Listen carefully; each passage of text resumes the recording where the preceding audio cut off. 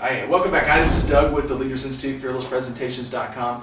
One of the things that we get a lot of requests on, especially in the Fearless Presentations class, is how to really do PowerPoints better. In fact, before people actually start taking the Fearless Presentations class, a lot of times when we're talking to folks on the phone that are looking for some consulting or looking for some help, a lot of times that's what they'll ask us for. So they'll say, I want to do PowerPoint presentations better. And the technical part of PowerPoint is really, a lot of times, not necessarily the problem. It's how to actually do a PowerPoint slideshow and make it sound interesting, right? And so basically we're going to cover in this short session a few quick things that will help your PowerPoint slideshows go a whole lot better. And the number one thing, this is the absolute most important thing that will help your PowerPoint slideshows just be head and shoulders over what most people do, is you've got to start with your speech or your presentation first, and then after that's complete, then move to your PowerPoint slideshow. Most people do the exact opposite. Most people start with their slideshow. This is the way most people will design their slides. They'll say, okay, what do I know about this topic? Whatever this topic is that they're going to be speaking on, and they'll start typing. They'll start typing PowerPoint slides, right? And they'll end up with 142,000 bullet points on 72 different slides, and it's a mess, right? So then they'll start trying to put it together and go, oh my gosh, that's way too long, and in order to fit the time frame, they're going to have to start cutting stuff out, right? So that's really a crummy way to design a presentation, because there's no flow. You basically end up with a Swiss cheese kind of presentation that's very, very hard to deliver.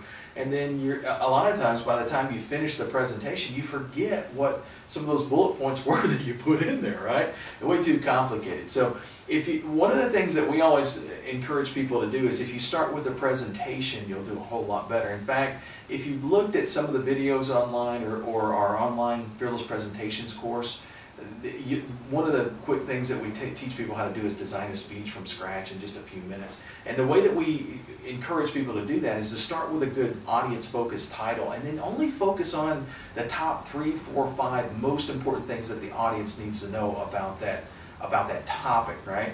And then spend your entire, whether it's an hour or 2 hours or 3 hours, however long it is that you're going to be presenting, spend that entire time on those 3, 4, 5 most important concepts that you want to get across to the audience. And that's a fantastic way to design your speech. Now, once that speech is designed, you don't need a whole lot of slides. You don't need a whole lot of PowerPoint, right?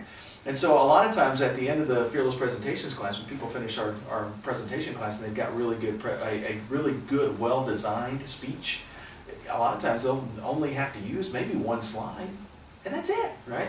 And in fact, in the entire 2-day Fearless Presentations class that we teach from start to finish, I think we use a total of maybe 15, 20 slides tops. So you don't need a lot of slides, and it makes it a whole lot easier. Now, with all that being said, once you've kind of finished your presentation, a couple of things that you want to keep in mind about PowerPoint that will make the slides that you do design much, much, much better. There's a simple rule that we kind of go by. It's what we call the 6x6 rule, which is basically where you want to have no more than maybe 6 words across, and then no more than 6 lines on a slide. The reason why that's a pretty good rule of thumb is because if you're limited to those 6 words and those 6 lines, it makes it to where no matter how big or how small the room is, everybody in the room will be able to read your text, the text that you have on the slide.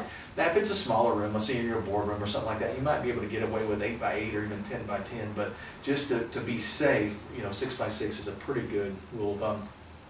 The other thing that you want to keep in mind about your presentation slides is that less is more, right? So the fewer items that you have on your slide, and the fewer bullet points, and the fewer items of text that you have, the more effective they will be.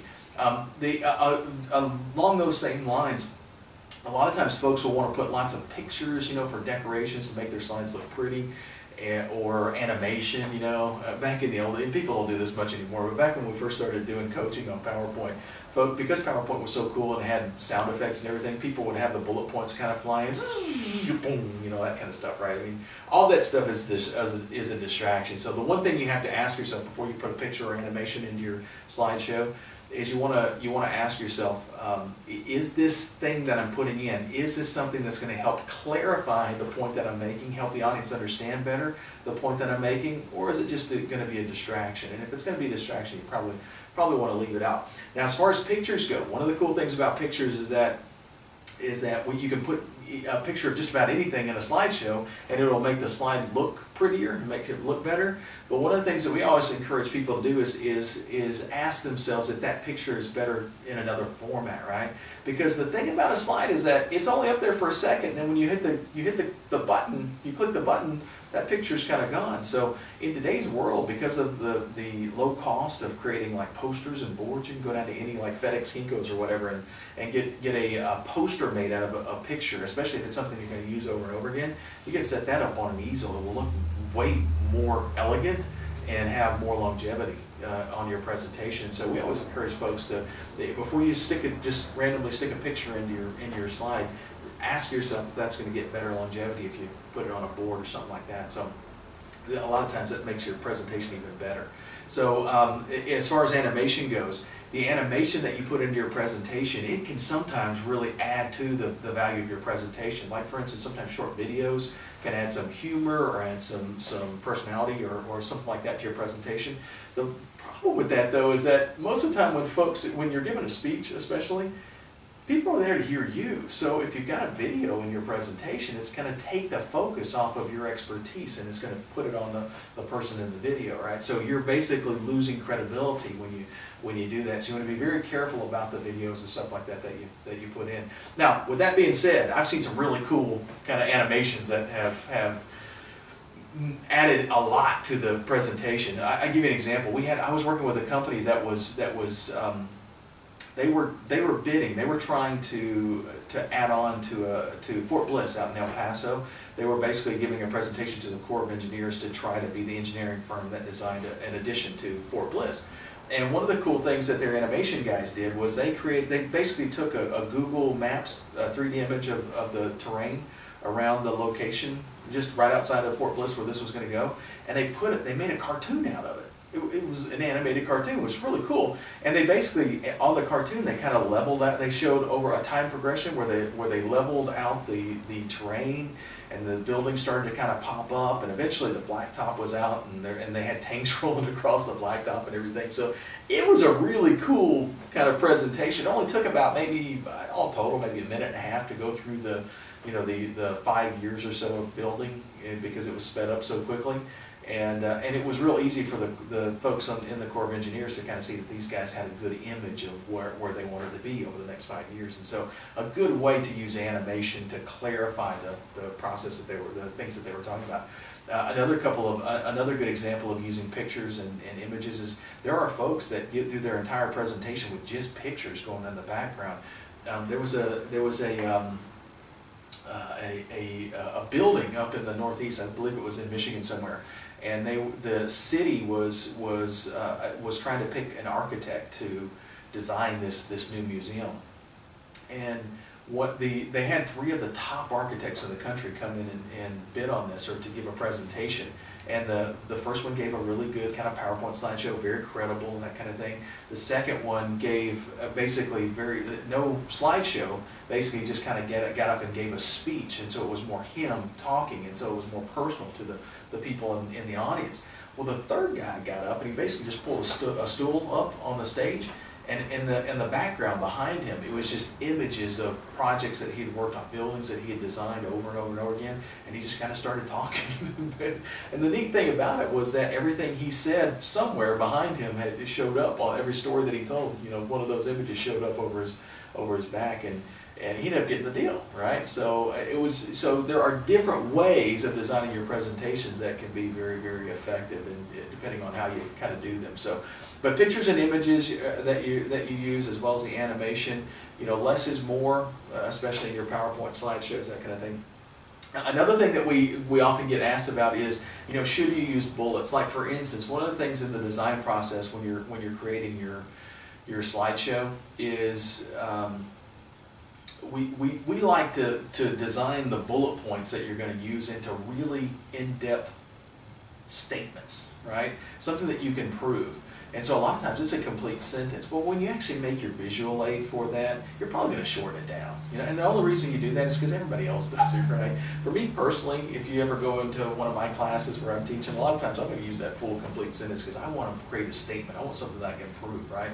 But because most people use bullets, you might kind of condense it down, shorten it down to bullet points. The problem with doing that, though, one of the things you want to keep in mind about shortening your presentation into short bullet points is that if you ever give that presentation to somebody else to deliver, they will often not know the complete thought behind that bullet point. So you only want to do that to your own presentations. You don't want to bullet point a presentation that you're designing for somebody else, otherwise it can be very challenging, right? So anyway, so those are some quick things that you can do with PowerPoint to really make your PowerPoint slideshow better. One of the questions that we get a lot is about colors and stuff like that. The general rule of thumb or so for colors has changed a lot in the last few years. Back when I first started doing slides, the big consensus anyway, I guess, from people who teach classes was that you always wanted to have a light background and dark text, and a lot of times it was either black or blue. A lot of times people wanted you to have blue font colors in your PowerPoint slideshow, right?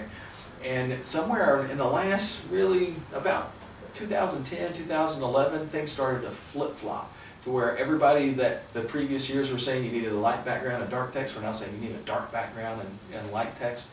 And one of the things that we've kind of figured out when we started flipping our slides back to the dark text and our dark background and light text is that it's much more eye appealing. So whoever these newfangled people that are coming out saying that that's a good way to do it, they're absolutely right. So I went back and I started thinking, now why did everybody flip flop in such a short period of time? And I had no solid proof about why that change has occurred over the last really 5 or 6 years.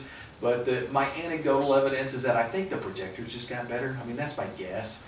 Because back in 2000, 2002, 2004, that time frame, anytime you gave a PowerPoint slideshow or PowerPoint presentation, you had to dim the lights in the room. And if you dim the lights in the room and you had a dark background slide, all of a sudden the whole room would be dark and you couldn't see to take notes or anything like that, right?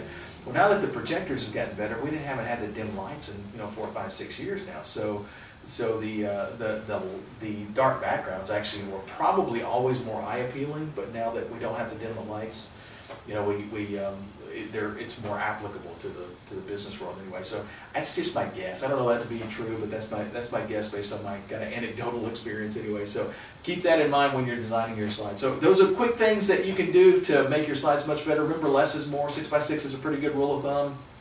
Use bullet points.